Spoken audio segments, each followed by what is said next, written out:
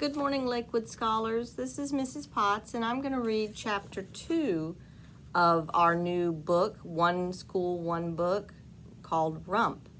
You probably just had a really nice reading with Miss Morales on Chapter 1, and you will have other teachers are signed up to read other chapters with you. So just pull up the videos, read along with us, and the whole school and all of the Lakewood Scholars will be reading together. So Chapter 2 is called Spinning Wheels and Pixie Thrills. Home is a place to get out of the rain. It cradles the hurt and mends the pain. And no one cares about your name or the height of your head or the size of your brain. I made up that rhyme myself. Rhymes make me feel better when I'm down. The midwife Gertrude told me that rhymes are a waste of brain space. But I like the way they sound. And when you say the words and the sound matches, it feels like everything in the world is in its place and whatever you say is powerful and true. My home is a tiny cottage. The roof is lopsided and it leaks when it rains. But Gran is there and she doesn't care about my name. When I stepped inside, I was greeted by a gust of warm air that smelled of bread and onions. Gran was stewing near the fire and didn't stop her work when I entered, but greeted me with a smile and a rhyme. Wash your hands, wipe your feet, give me a kiss, sit down to eat. Gram's rhymes made my insides warm. She didn't mention my birthday, and I felt light again. I obeyed all of Gran's instructions and sat on the woven rug by the fire. I ladled some onion soup into a bowl and sipped. Tell me what your day was about, said Gran. I wouldn't tell her about Frederick and Bruno's gift. It would either make her very sad or very mad, and I hated to see Gran upset. I decided to turn the subject to the least awful thing about the day. I didn't find any gold, I said. Said Gran. Nothing to be ashamed of. Not much gold left in the mountain. Eat your supper. There were 2 thin slices of bread sitting on the hearth. I swallowed one in 2 gulps and eyed the other. Eat it, said Gran. What about you? I already ate, stuffed as gooseberry pie. I looked at Gran's frail and withered frame. Her hands were knobby, and the blue veins were raised above her skin. She trembled as if she tried to feed thread into a needle. I knew she wasn't eating enough, that she was going hungry to give me more food. Me, a boy who hadn't grown in years. I'm not hungry, I said. Fine, then take it to the chickens, she said. I stared at that bread. I was so hungry. Not hungry enough to steal food from my Gran, but hungry enough to steal food from the chickens. I took the bread and ate it, but it didn't fill me. I was 12 now. 12 was the age most boys were considered men, and they started working in the tunnels with pickaxes, searching for big gold. I wasn't even allowed to pick up a shovel. With my half of a name, I was half of a person. Sometimes I thought if I just focused hard enough, I could remember the name of my mother had whispered to me before she died. Sometimes I could still hear that whisper in my ear.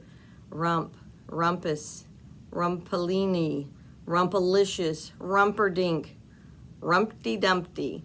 I had spoken 100 names aloud and always tickled my brain like a feather. But my true name, if I really had one, never surfaced all the way. Gran, what if I never find my name? Gran's needle paused in the air for a moment. You mustn't worry about it too much, dear. That's what she always said if I asked about my name or my destiny. I used to think she just wanted me to be patient and not worry. I thought she was reassuring me that all would work out well, that someday I would find my name and have a great destiny. But now I realize that maybe she said it because I might never find my real name. Suppose I'm Rump until the day I die, I said. You're young yet, said Gran. Rump might turn out to be a great destiny in the end. I saw her bite her cheek to keep from laughing. It's not funny, Gran, I said, though I was stifling my own laugh. Life would be awful grim and glum if I couldn't laugh at myself. Everyone is born and everyone dies, said Gran. And if you're Rump until the day you die, I'll love you just the same. But what about the in-between, I said. It's all the things in the middle that make a person special. How can I live a special life without a special name?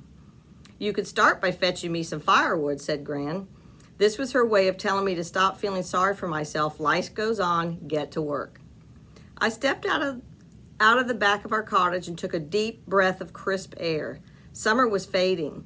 The leaves on the trees were turning from green to yellow. Milk, our goat, stood tethered to the tree, chewing leaves off a shrub. "Hello, Milk," I said. Milk bleated a greeting.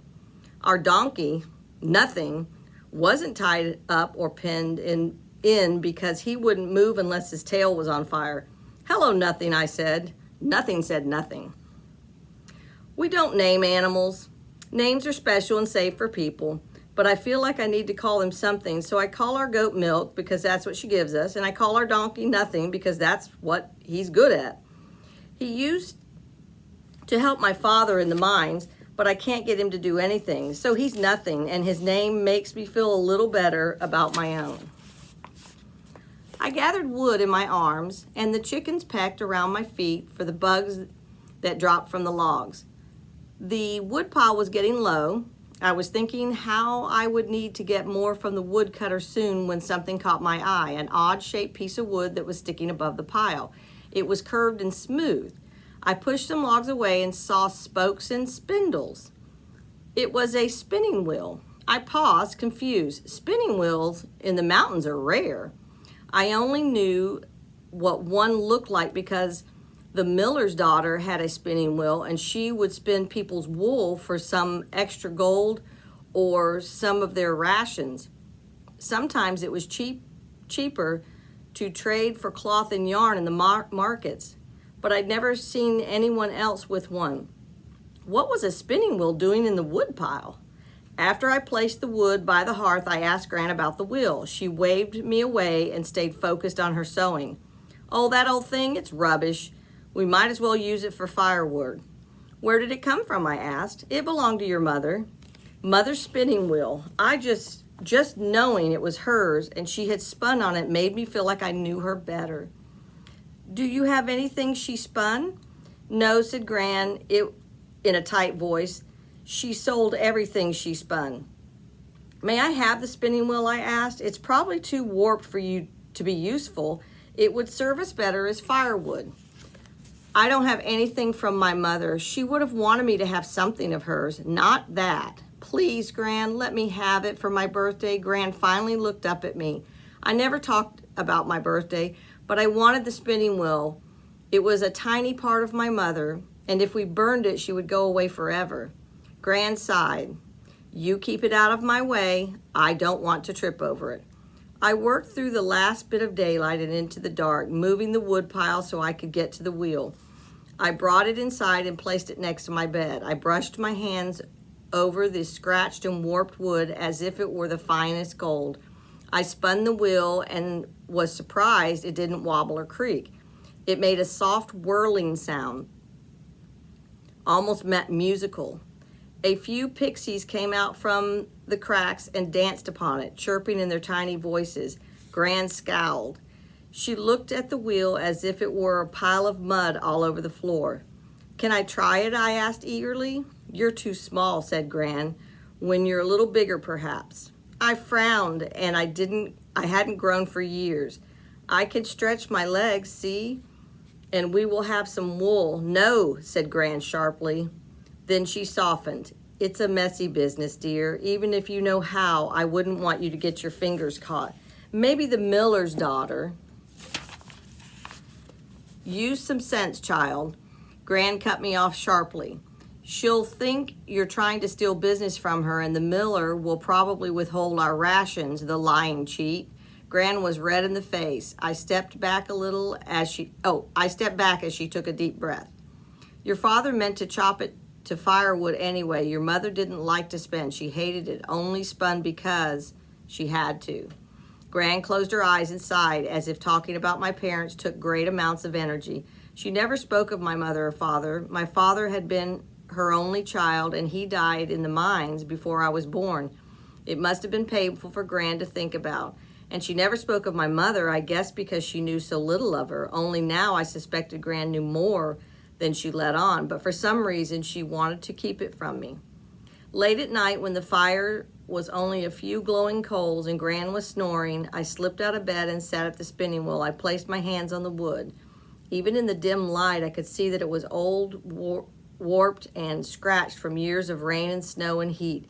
But still, it was like a silent companion, just bidding its time until it could speak to me, until we could speak to each other. "There's wool in the cupboard," said a small voice in my head. "Gran will never know." The voice was very persuasive, and I was easy to persuade. I fetched the wool. I had to stretch to reach the threadle. My foot made jerky motions as it pushed down, but soon the wheel spun with a familiar rhythm like a song sung to me in the cradle.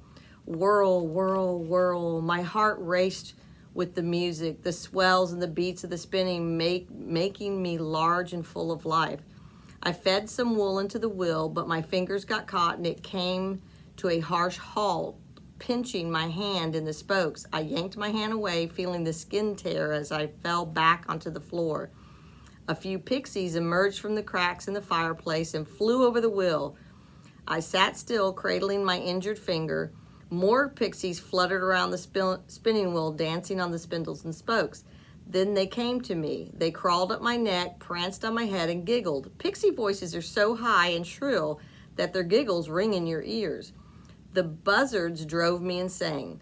The only thing I appreciated about pixies was their very existence gave me hope that there was still gold in the mountain.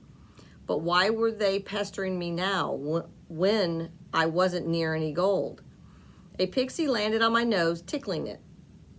I sneezed, and the pixie squealed and shot away for a moment, but then came back, full of squeak and chatter. A pixie with bright red hair and leaf-like wings landed on my bleeding finger and dug her tiny feet into my cut. It felt like the stab of a fat needle. I let out a cry in pain and then bit down on my tongue. Gran stopped snoring. The pixies scooped up the bits of wool around the wheel, laughing their tinkly giggles, and flew up the chimney. Silently, I slipped into bed and wrapped my bleeding finger in the blankets. I heard Gran slowly walk toward me. I closed my eyes and tried to breathe deep. After a minute of silence, I peeked and saw her staring at the wheel. "Foolishness," she said, "more useful in the fire." She gripped the wheel and pulled it so it scraped along the floor. My heart pounded. I thought she really would put it in the fire, but she let it go and went back to bed. Soon she was snoring again. My heart raced for a long time. My finger throbbed. I felt like the spinning wheel had bitten me, like it had clamped down on me because it didn't want me to spin. But the pixies had been dancing around me as if they did want me to spin. I wasn't sure which I should listen to, the pixies or the wheel. Ooh, chapter 3 is next. Chapter 2 is good. And if you're unfamiliar about the pixies, they're these little creatures in the book. So, boys and girls, that was fun. Stay tuned for chapter 3. Bye-bye.